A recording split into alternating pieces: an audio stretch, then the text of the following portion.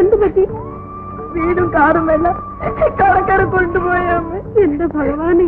ബാബുവിടെ പുറത്തു നിൽക്കുന്നു. ബാബു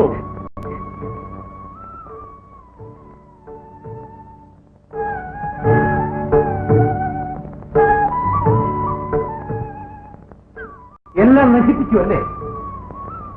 ഒരു പ്രത്യേക കുടുംബജീവിതം നയിക്കുമ്പോഴെങ്കിലും നീ നന്നാവുമെന്നായിരുന്നു ഞാൻ വിചാരിച്ചിരുന്നത്. അത് ഈശ്വരൻ സമ്മതിക്കണ്ടേ? ഗീതയ്ക്കും കൂടി അവകാശപ്പെട്ടതല്ലേ ഇവർക്ക് മാത്രമായിട്ട് കൊടുത്തത്? അത് എന്റെ ഇഷ്ടമാണ്. ബാബു, കയ്യിൽ കിട്ടുന്നതെല്ലാം നശിപ്പിച്ചിട്ട് വീണ്ടും വീണ്ടും എന്നെ ഉപദ്രവിക്കരുതെന്ന് ഞാൻ പറഞ്ഞിട്ടില്ലേ? എനിക്ക് ഒരബദ്ധം പറ്റിപ്പോയി അമ്മാവ. അബദ്ധമല്ല, അഹന്തയാണ്. പണത്തിന് നീ ഒരു വിലയും കൽപ്പിച്ചു. എന്റെ ഇഷ്ടത്തിന് നടത്തിയ വിവാഹമായതുകൊണ്ടാണ് എന്റെ സൂന്യാസമെല്ലാം ഞാൻ സഹിച്ചത്. ഇനി ഞാൻ സഹിക്കില്ല. ഞങ്ങൾ ഇങ്ങോട്ട് പോവുമേ. അറിയാതെ ഇനി എന്ത് ചെയ്യാനാണ്? തെരുവിൽ ഇറക്കിവിടാൻ പറ്റുമോ? ആ, നിങ്ങൾ ഞങ്ങളുടെ കൂടെ ഇവിടെ തന്നെ കഴിഞ്ഞു.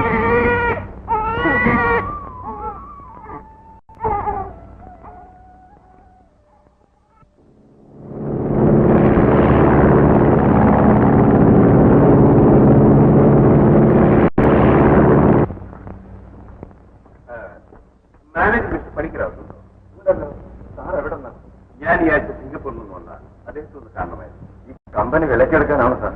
കമ്പനി വിലക്കെടുക്കാൻ? പണിക്കർ എന്റെ സ്നേഹിതനാണ്. എനിക്ക് അദ്ദേഹത്തെ ഒന്ന് കണ്ടാൽ. അല്ല, ഈ കമ്പനി ആർക്കോ വിൽക്കാൻ പോണെന്ന് കേട്ടു. സാറ് വാങ്ങിക്കാൻ പോയതാണെങ്കിൽ എന്റെ കാര്യം കൂടി ഒന്ന് ഓർമ്മപ്പെടുത്താമെന്ന് വെച്ച് പറഞ്ഞതാണ്. നിങ്ങൾക്ക് ആറ് തെറ്റിപ്പോയി. എനിക്ക് മിസ്റ്റർ പണിക്കരെ കണ്ടാൽ മതി. എന്നാൽ അകത്തോട്ട് ചെന്നത്. Okay. Good morning, Mr. Panikkar.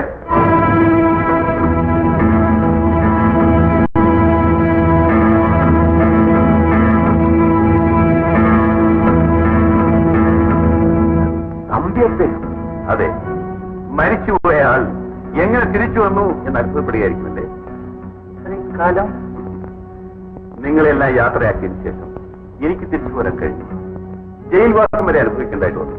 പക്ഷെങ്കിലും എന്റെ പ്രയത്നം കൊണ്ട് വീണ്ടും ഞാൻ നല്ലതല്ലേ. അതെല്ലാം പോട്ടെ, ഈ കുറിച്ച് ലക്ഷ്മി എന്റെ മകനെ കാണും. അവര് വീട്ടിലാണെന്ന് എനിക്കറിയാം. നമുക്ക് അങ്ങോട്ട് പോവാം.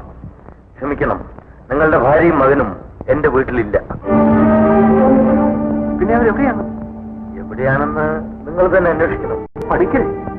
നിങ്ങളുടെ കയ്യിൽ ഏൽപ്പിച്ചല്ലേ ഞാൻ അവരെ അയച്ചത്. ആ നിങ്ങളാണോ ഈ പറയുന്നത്? എന്റെ സ്നേഹിതന്റെ മകനും ഭാര്യയുമാണല്ലോ എന്ന് കരുതിയാണ് ഞാൻ അവരെ ഇങ്ങോട്ട് കൂട്ടിക്കൊണ്ടുവന്നത്.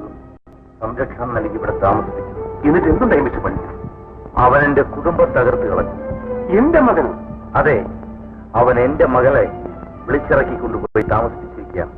നിങ്ങൾ തന്ന പണത്തിന്റെ പേരിലല്ല ഞാൻ അവരെ വളർത്തിയത്. അവൻ എന്നോട് ഇത് ചെയ്യുമെന്ന് ഞാൻ കരുതിയില്ല. അവർ പരസ്പരം ഇഷ്ടപ്പെട്ടിറങ്ങിപ്പോയതാണോ? എന്തിനെ അതൊക്കെ പറയുന്നു? അവൻ എന്റെ മുഖത്ത് കരിവാരി തേച്ചിട്ടാണ് പോയത്. ഞാനായതുകൊണ്ട് പോലീസിനെ അറിയിക്കുകയോ അവനെ ഉപദ്രവിക്കുകയോ ചെയ്തില്ല. മിസ്റ്റർ പണിക്കർ, നിങ്ങളുടെ മകളും എന്റെ മകനും തമ്മിൽ ബന്ധപ്പെട്ടെങ്കിൽ അതിൽ ഇത്രയ്ക്ക് അഭിമാനം തകരത്തക്ക പ്രശ്നങ്ങൾ വല്ലതുണ്ടോ? നമ്മുടെ രണ്ടുപേരുടെ കുടുംബങ്ങൾ ഒന്നല്ലേ എന്നാണ് ഞാനും കരുതിയിരുന്നത്. പക്ഷേ എന്നോടിങ്ങനെ ചെയ്തവൻ ആരായിരുന്നാലും അവൻ എന്റെ ആജന്മ ശത്രുവാണ്. അതുപോട്ടെ, അവർ എവിടെയുണ്ടെന്ന് പറയും. എവിടെയോ ഒരു കുടിൽ വാടകയ്ക്കെടുത്ത് താമസിക്കുകയാണ്. കുടിലില്ല. അവർക്ക് നല്ലൊരു വീട് വാങ്ങാനും സുഖമായി ജീവിക്കാനുള്ള പണവും തന്നേച്ചല്ലേ ഞാൻ നിങ്ങളെ അയച്ചത്. ആ പണമെല്ലാം നിങ്ങളുടെ ഭാര്യയും മകനും കൂടി ധൂർത്തടിച്ചു.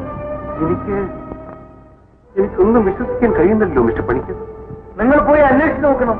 ഇപ്പോൾ ലക്ഷ്മി അമ്മയെ നിങ്ങളുടെ മകൻ അടിച്ച് പുറത്താക്കി എന്നാണ് കേട്ടത്.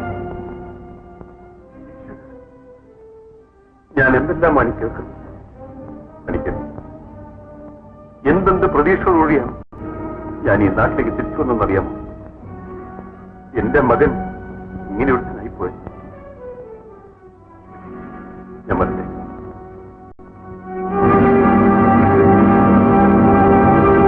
എനിക്ക് കള്ളം പറഞ്ഞത് വല്ല കാര്യമുണ്ടോ? ശരിക്കും നടന്ന ഇതാണ്. ഓഹോ, അപ്പോൾ പണിക്കർ എന്നെ വഞ്ചിക്കുകയായിരുന്നു അല്ലേ? തീർച്ചയായും. കൊച്ചപ്പ, എനിക്ക് എന്റെ മകനെ ഒന്ന് കാണുമല്ലോ. നിങ്ങളൊന്ന് വീടൊന്ന് കാണിച്ചു തരാമോ? ഗോവിക്കുഞ്ഞും ഭാര്യയും കൂടെ കുഞ്ഞിന് ചോറ് കൊടുക്കാൻ മഹാദേവ ക്ഷേത്രത്തിൽ പോയിരിക്കുകയാണ്. ഓഹോ, എങ്കിൽ ഞാൻ അവിടെ പോയി കണ്ടുപിടിച്ചോളാം. സാറിന് ഗോപിക്കുഞ്ഞിനെ കണ്ടാൽ തിരിച്ചറിയും. കൊച്ചപ്പ, 20 കൊല്ലങ്ങൾക്ക് മുൻപാണ് ഞാൻ അവനെ കണ്ടത്. അവൻ എത്ര വളർന്നാലും എന്റെ മകനാണ്. ഞാൻ അവനെ തിരിച്ചറിയും. ഗോപിക്കുഞ്ഞിന്റെ കഷ്ടപ്പാടല്ല ഇതോടെ തീരും. ഇതാണ് കല്യാണി ഞാൻ പറഞ്ഞത്. നന്മ ചെയ്യുന്നവർക്ക് നന്മ തന്നെ വരും.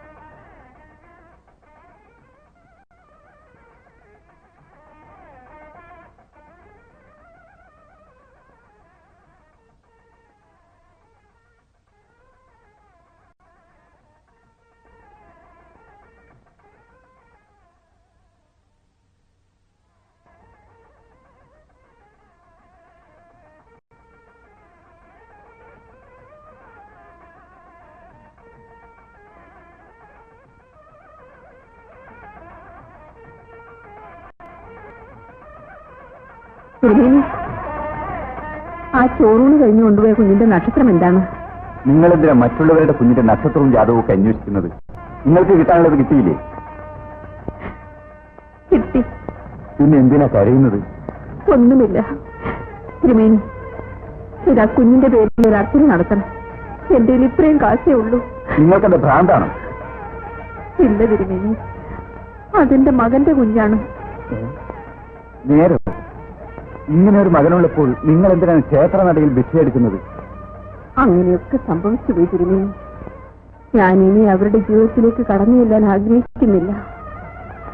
ഞാൻ എവിടെയെങ്കിലും പോയി ആത്മഹത്യ ചെയ്താൽ എന്റെ മോന് ചീത്തപ്പേരുണ്ടാക്കുമെന്നോ എന്ന് പേടിച്ചാണ് ഞാൻ ഈ അമ്പലം വിട്ടിട്ട് തന്നെ കഴിഞ്ഞുകൂടുന്നത്. ബന്ധുക്കളായിട്ട് വേറെ ആരുമില്ലേ? ഇല്ല, എന്റെ ഭർത്താവ് സിംഗപ്പൂരിൽ വെച്ച് മരിച്ചുപോയി. ഇന്നെനിക്ക് ആരുമില്ല, ആരുമില്ല.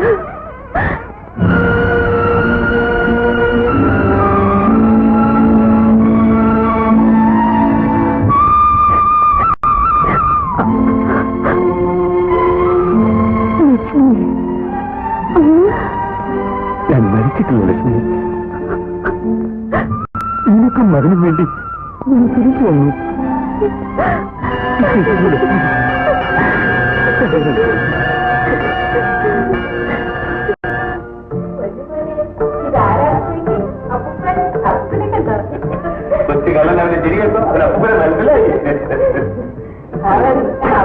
തനി സ്വരൂപം തന്നെ. ഒന്നിൻ തൊട്ടിൽ കിടക്കേണ്ടവനാണ് എന്റെ കൊച്ചുമോൻ. പക്ഷേ പണിക്കർ നിങ്ങളോട് ഇങ്ങനെ ചെയ്യുമെന്ന് ഞാൻ കരുതിയിരുന്നില്ല. അച്ഛൻ മരിച്ചു എന്ന് അറിഞ്ഞ ഉടനെ പണിക്കരമ്മാവിന്റെ സ്വഭാവം ആകപ്പാടെ മാറി. പിന്നെ ഞാനും അമ്മയും അവിടെ വേലക്കാരെ പോലെ ആയിരുന്നു. സാരമില്ല മോനെ, എല്ലാം ഒരു പരീക്ഷണമായിരുന്നു. നേരാണ്. അല്ലെങ്കിൽ ഇത്രയും കാലം അങ്ങേക്ക് ഇങ്ങോട്ട് വരാൻ കഴിയാതെ അവിടെ തടവിൽ കഴിയേണ്ടി വരുമായിരുന്നു. കഴിഞ്ഞതെല്ലാം കഴിഞ്ഞു. പക്ഷേ പണത്തിനു വേണ്ടി എന്റെ കുടുംബത്തെ നശിപ്പിച്ച പണിക്കരോട് ഞാൻ പകരം ചോദിക്കുന്നില്ല. മുതലാളി എന്നെ വിളിച്ചോ? വിളിച്ചു.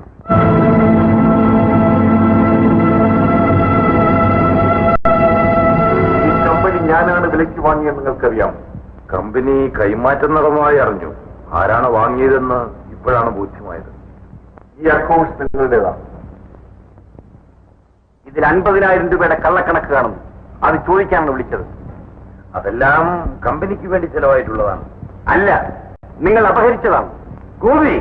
ഗോപിയോടല്ല നിങ്ങൾ സംസാരിക്കുന്നത്. നിങ്ങൾക്ക് ശമ്പളം തരുന്ന മുതലാളിയോടാണ്. Yes sir, I'm sorry. നിങ്ങളുടെ ഇടയമകളുടെ ഭർത്താവിന് വീട് വാങ്ങിക്കൊടുക്കാൻ വേണ്ടി കമ്പനിയിൽ നിന്നും 50,000 രൂപ അപഹരിച്ചതായി തെളിവ് കാണുന്നു. നേരാണോ? ഞാൻ അപഹരിച്ചതല്ല, ഒരു അഡ്ജസ്റ്റ്മെന്റ് നടത്തിയതാണ്. അഡ്ജസ്റ്റ്മെന്റ്? അന്യന്റെ പണമെടുത്താണോ സ്വന്തം കുടുംബം നന്നാക്കേണ്ടത്? പണാപഹരണം നിങ്ങളുടെ ഒരു നിശ്ചിതമുള്ളതാണല്ലോ. കമ്പനിക്കാര്യം മാത്രം സംസാരിച്ചാൽ മതി. കമ്പനിക്കാര്യം മാത്രമാണ് സംസാരിക്കുന്നത്. ഒരാഴ്ചയ്ക്ക് നിങ്ങൾ അപഹരിച്ച പണം തിരിച്ചടച്ചില്ലെങ്കിൽ പണം ഈടാക്കാനുള്ള നടപടി നിങ്ങളുടെ മേൽ എടുക്കുകയും തിരിച്ചുവിടുകയും ചെയ്യും. തിരിഞ്ഞു പോകാൻ ഞാൻ തീരുമാനിച്ചു കഴിഞ്ഞു. പണം തന്നതിന് ശേഷം തീരുമാനിക്കേണ്ട കാര്യമാണത്. ശരി, ഉടൻ തന്നെ ഞാൻ പണം അടച്ചേക്കാം.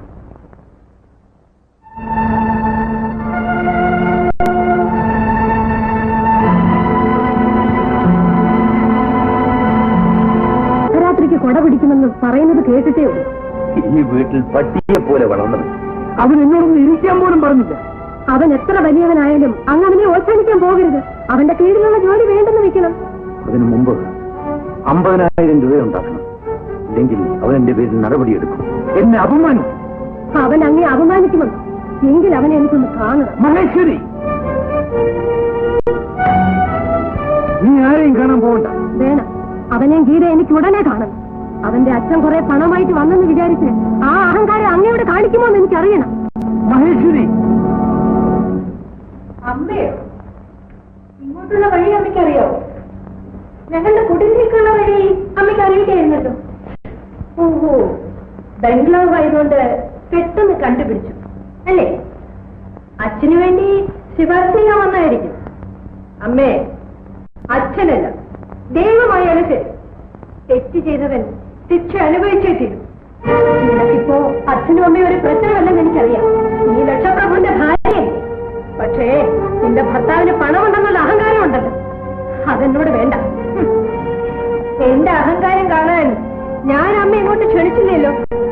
ഇല്ലേ, എന്റെ ഭർത്താവിന് പണം ഉണ്ടായത് അദ്ദേഹത്തിന്റെ അച്ഛൻ അധ്വാനിച്ചിട്ടാണ്, അല്ലാതെ നിങ്ങളെപ്പോലെ ആരുടെയും സ്വത്ത് വഞ്ചിച്ചെടുത്തിട്ടല്ല. എടി, നിന്റെ അച്ഛനെ കുറിച്ച് സംസാരിക്കുമ്പോൾ നിനക്ക് ഓർമ്മ വേണം. അച്ഛനോ? ആ ബന്ധം ഞാൻ അവരെ വിട്ട് ഇറങ്ങിയപ്പോഴേ അവസാനിച്ചു. ഇന്ന് ഞാൻ അച്ഛനും അമ്മയും ഇല്ലാത്തവളാണ്. എടി, എന്റെ മുഖത്ത് നോക്കി ഇത് പറയാൻ നിനക്ക് എങ്ങനെ ധൈര്യം വന്നു? എന്താ പറഞ്ഞാൽ ഞാൻ ആ വീട് വിട്ട് ഇറങ്ങിയതിനു ശേഷം നിങ്ങൾ ഒരിക്കലെങ്കിലും എന്നെ തിരിഞ്ഞു നോക്കിയിട്ടുണ്ടോ?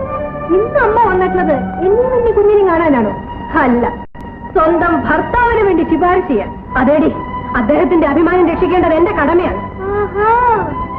എങ്കിൽ എന്റെ ഭർത്താവിന്റെ പണം അപഹരിച്ചവരിൽ നിന്നും അത് ഈടാക്കേണ്ടത് എന്റെയും കടമയാണ്.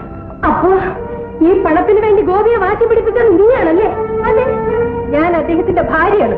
എടി, നിന്റെ ഭർത്താവ് എത്ര വലിയ കോടീശ്വരനായാലും ശരി, അവന്റെ മുമ്പിൽ എന്റെ ഭർത്താവ് തലമുണിക്കുമെന്ന് നീ കരുതണ്ട. കിടപ്പാടം വിറ്റെങ്കിലും ആ പണം പുല്ല് പോലെ വലിച്ചെറിഞ്ഞു.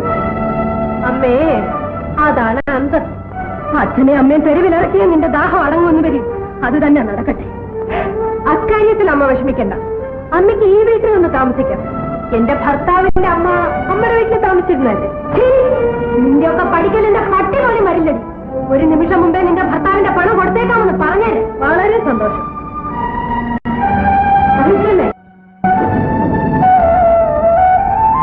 മോനെ, നീ എന്തൊക്കെ അമ്മയോട് സംസാരിച്ചു? അമ്മേ, എന്റെ പെറ്റ അമ്മയോട് ഞാൻ നിർദ്ദയമായിട്ടാണ് സംസാരിച്ചെന്ന് എനിക്കറിയാം. ഓരോ വാക്ക് പറയുമ്പോഴും എന്റെ മനസ്സ് പൊട്ടിക്കരിയായിരുന്നു. അമ്മേ, നമുക്ക് മാത്രം മാറ്റം വന്നുകൊണ്ടായില്ലല്ലോ, എല്ലാവരുടെ മനസ്സും മാറുണ്ട് മോനെ.